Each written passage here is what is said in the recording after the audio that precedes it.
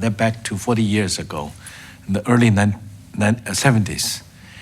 And Shanghai, as a largest country of China, all of a sudden, we are lack of supply of the coal.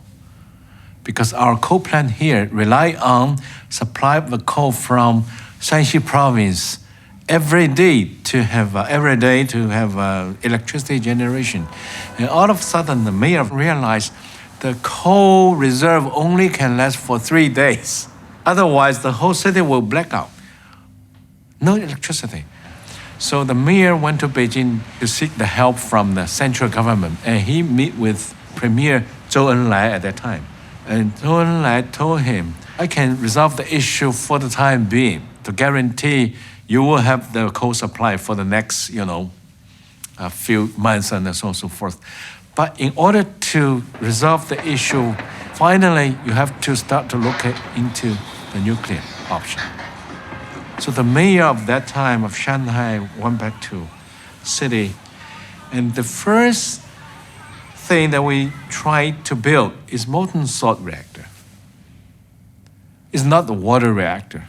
And this had simply not been known outside of China, which was closed at the time.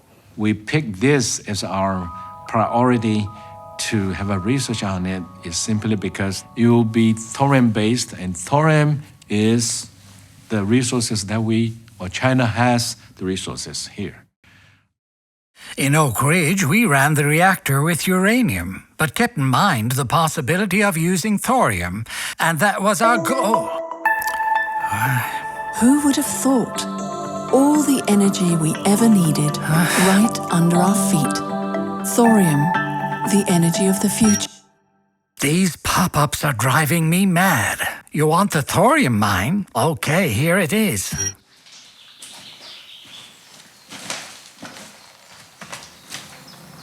Now we're in the Fen complex, which is remains of an old volcano, 580 million years old. And this part in the eastern, where we have old iron mines. And here, where we had these old iron deposits, we also have the thorium deposits. The more registrations you get, the more in process, the more thorium it is. And here it's going crazy.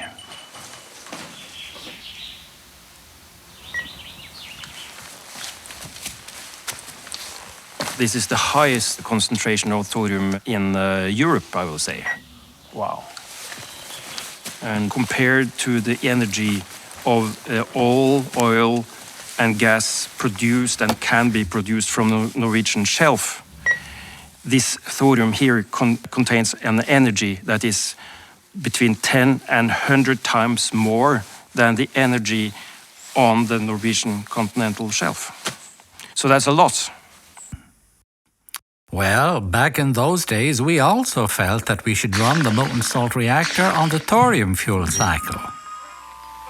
In October of 1968, the molten salt reactor experiment was fueled with uranium-233. AEC Chairman Seaborg presided. The young lad showing Glenn Seaborg how to operate the reactor, that was Dick. So we're going to give Chairman Seaborg a short training course. Dick Engel, will you come up, please? I was probably not in diapers, but I was too young at the time. Well, Dick was already an old man. After such a success, our confidence soared. We expected that the AEC would support a much larger thorium molten salt reactor. But this was not to be. Why didn't the molten salt system, which was so elegant, so well thought out, prevail? When I think about it, he never said this, but I think that part of it may have been that the molten salt reactor was particularly poorly suited for producing material suitable for nuclear weapons. And at that time, in fact, there was no longer any real need for more material for nuclear weapons, but the people who had been behind designing these things and operating them and running them and pressing for them had from the very beginning had as their original motivation to make a bomb. And so the idea of making a reactor that wasn't much good for making a bomb seemed sort of weird to them. And more than that, we were being troublesome over the question of reactor safety. ORNL was very much involved, and a growing number of us was beginning to voice concern. I was naive. The nuclear industry was not about to embrace a reactor concept that was safer than existing light water reactors. Indeed, if safer reactors of a new type were deployed, would not the nuclear critics clamor for a shutdown of the existing ones? At about that same time, there were hearings going on in Congress on the ultimate safety of the solid fuel reactors clad in zirconium. Water reactors. Water reactors. And the lab, ORNL, was commissioned to do some testing on what happens if you have high temperature zirconium and expose it to steam. And there were congressional hearings on that in which a number of people from Oak Ridge were invited to testify. But I said, okay, thank you for your testimony, goodbye.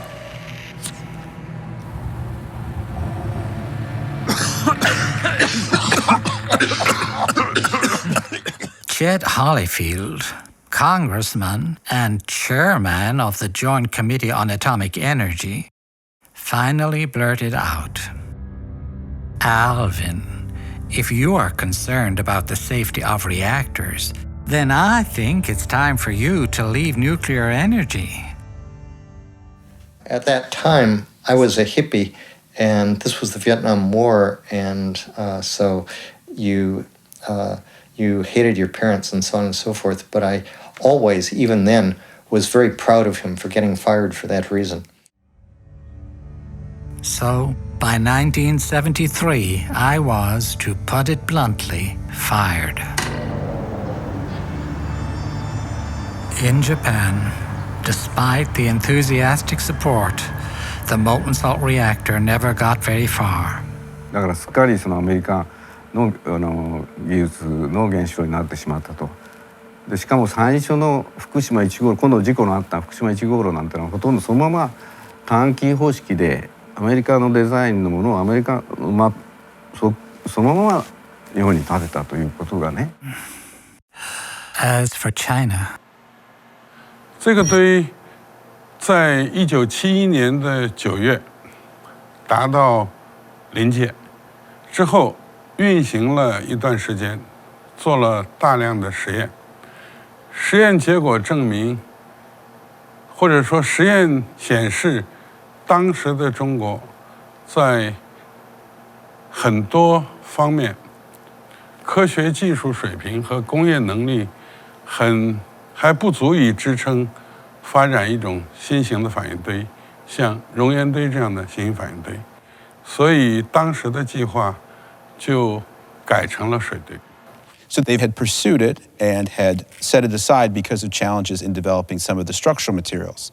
Ironically, the issues that caused the Chinese to set it aside had already been solved in the United States under the effort of Alvin Weinberg and his team at Oak Ridge National Laboratory.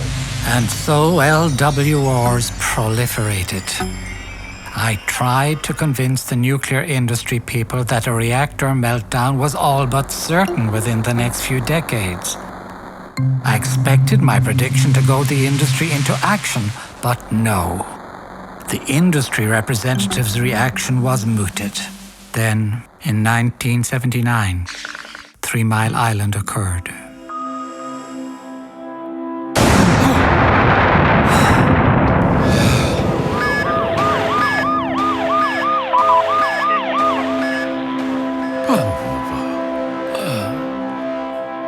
Then came Chernobyl in 1986.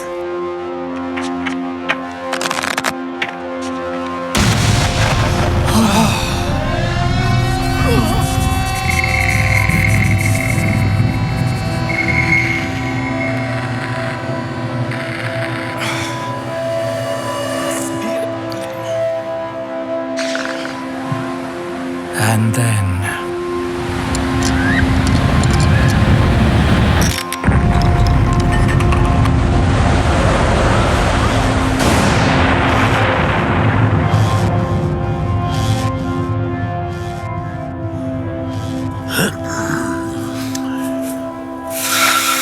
Fukushima, if you try to say Fukushima isn't a problem, that's not true.